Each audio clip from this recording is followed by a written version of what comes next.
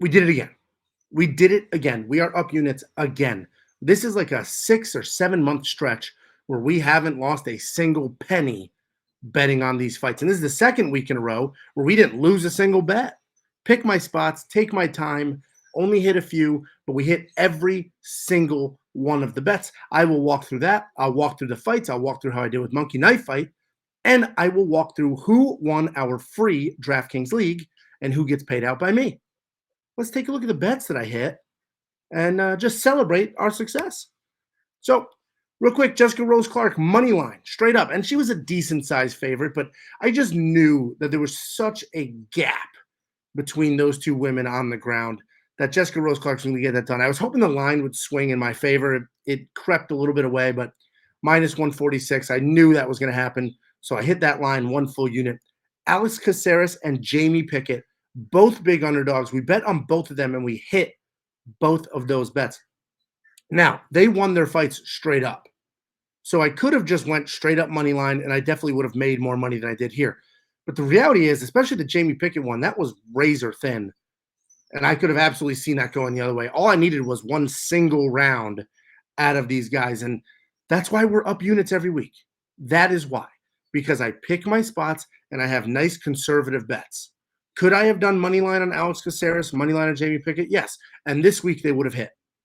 But that's not a guarantee, right? I would rather get minus 115 and basically guarantee my money than do plus 200 and it's a real shot in the dark. So hit both of those at plus 3.5. And listen, guys, I've been paying people out all weekend. I told you we're running the promo. If you go to wewantpicks.com/bets and you sign up for one of our betting partners and make a deposit, let me know and I will pay you. I just paid out 5 people $50 yesterday, $50 each. So sign up, wewantpicks.com/bets. You'll see 3 different options: Bet Online, Bet US, and sports betting. Log in, create an account, make a deposit. Let me know after you made your deposit. All I need is your username and a screenshot. And then I'll go ahead, Venmo, PayPal, Cash App, however you want your money. I will send you your money. I've been doing it all week. We'll continue doing it for a little while, but I don't know how much longer. So go in, make an account, make it a deposit, and I will get you paid. The last bet here was Paulo Costa wins inside the distance, decision, no action. And that's exactly what happened. He did not win inside the distance, but he lost the decision. So I got a refund on that. And that's why I love these safety net prop bets, because I know there's a million people out there that bet on Paulo Costa to win inside the distance, and they all lost. Every single one of them lost. Now, if that hit, they would have been paid out better than plus 120, but they lost their money. I got a full refund. That bet never happened. That's why I love these safety net 3.5s, the safety net decision, no action. All of our betting partners, those ones are with Bet Online. You want to get crazy parlays and smash all of these together and grab round lines and put them together and do a nice complicated parlay? Bet US is the partner for you. Either way, $50 for every single one. You sign up for all 3, I send you $150. There's no limit here. So wewantpicks.com/bets. Sign up for a partner, make a deposit, and I'll get you paid. Let's talk about Monkey Knife Fight. Started with 117.50, ended with 130. All right.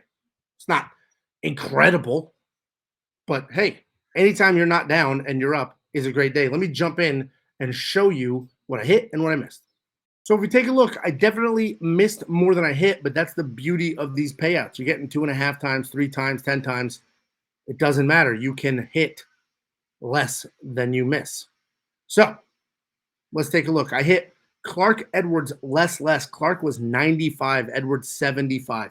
Really razor thin with Jocelyn Edwards there, but I managed to hit that less 10 to win 25. Trinaldo Grant more and more. I knew that would be a war. I knew there would be a bunch of back and forth there.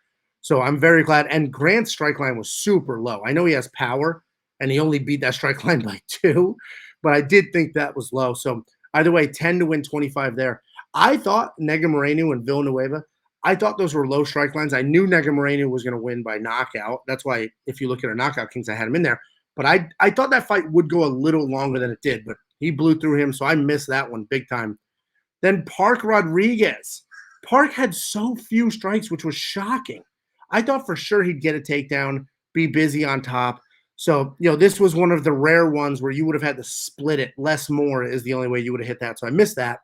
Souza Marcos. I don't know how I missed that.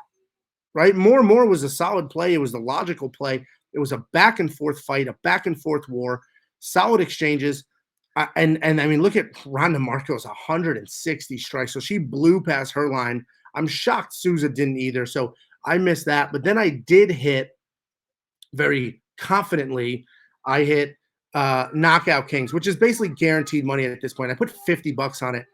I got 2 knockouts. I only needed 1. I had Nega Moreno and Herbert with knockouts. And if you look, I had Herbert and Worthy in there because I knew one of them was going to stop the other one. I just didn't know who or when or how, but I knew one was going to stop the other. So either way, up, what's that math? $13, $15, something like that. So up money in Monkey Knife Fight.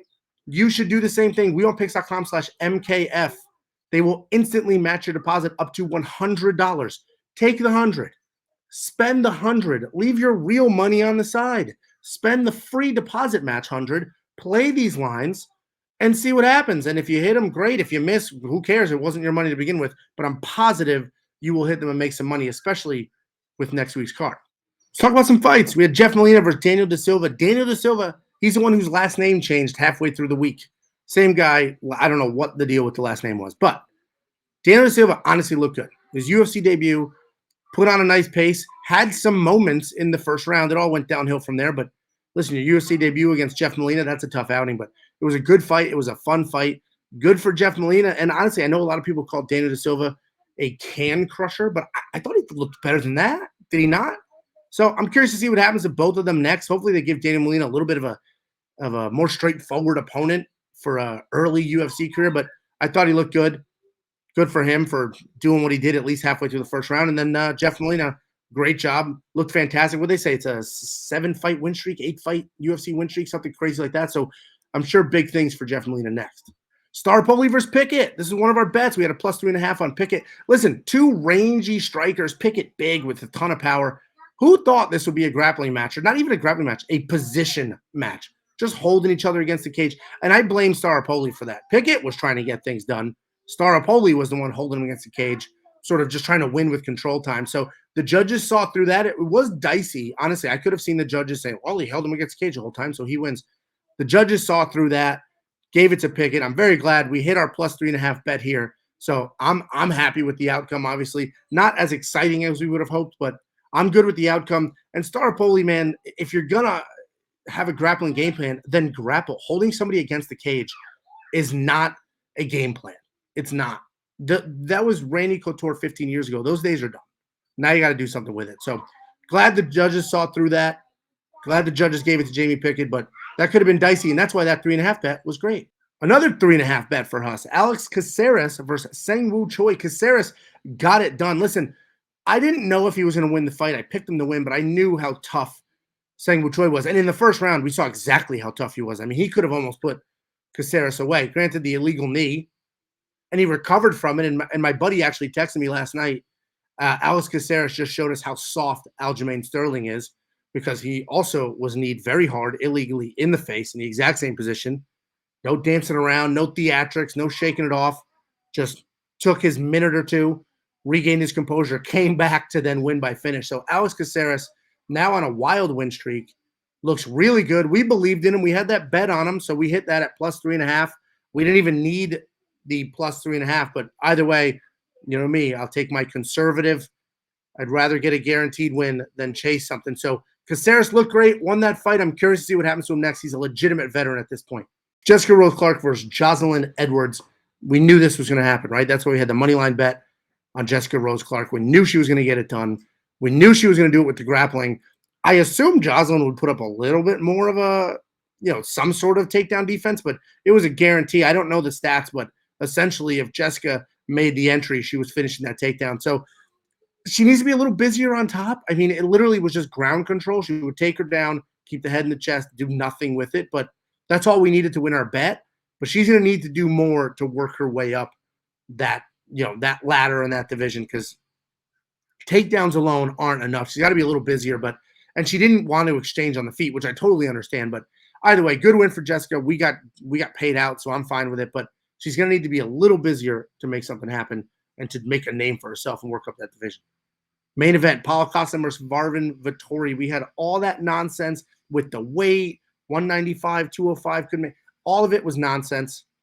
And I think Daniel White said in the post-fight press conference that Paulo Costa is never fighting at 85 again. He's going up to 205. And honestly, he looked massive. They really did look like they were in completely different weight classes. And Paulo Costa, early in the first, looked exhausted, but then he kept that pace throughout the entire fight. So it was really interesting that he looked so tired, clearly was way heavy, but then kept the pace. I don't think his exhaustion affected him at all, but Marvin Vettori did what he needed to do, in and out. He doesn't have any power in his hands whatsoever. It never looked dangerous, but in and out, busy fighter, super close fight. I'll tell you right now, though, that taking that point away from Paulo Costa for the accidental eye poke in the, what was it, the first or the second round, I think, that was ridiculous. No warning. It wasn't egregious. Complete accident. They took a point away. That was insane. That was ridiculous. Either way, really good fight. I'm glad Paulo Costa lost. He needs to be at 205, and we'll see what happens the next go. I'm glad. Honestly, this played out perfectly, and we got cash back on our bet because Paulo Costa, inside the distance decision, no action. We knew he'd win by stoppage or lose a decision. Lost a decision, got a refund. No big deal.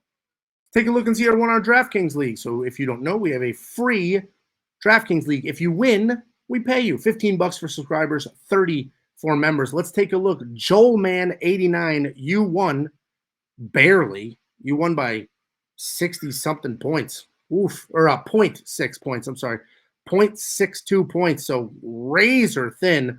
Let's take a look at your lineup and make sure you reach out. wewantpicks.com. Go to the bottom, contact us. We'll get you paid.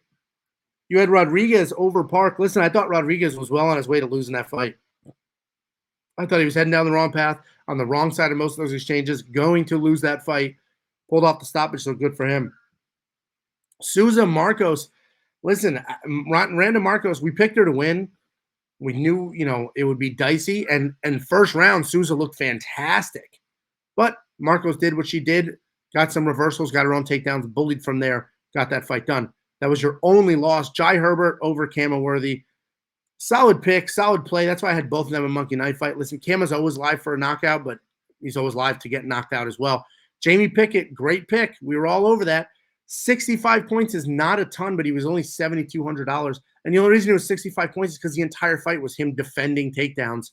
And then as soon as there was space, throwing like crazy. So if this was FanDuel and FanDuel, or if you did Monkey Knife Fight Fantasy, FanDuel scores defended takedowns. Jamie Pickett would have had 5 million points, the amount of takedowns he defended in that fight. Then we had Ricci, Tabitha Ricci, 99 points. That's a lot in a decision, so good for her. Look at that.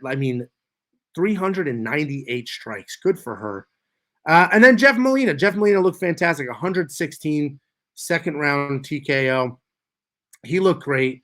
It was a good card. It was a ton of fun. wewantpicks.com. Sign up for the betting promos. I'll pay you $50. Joel Man, reach out. I'll get you paid for DraftKings.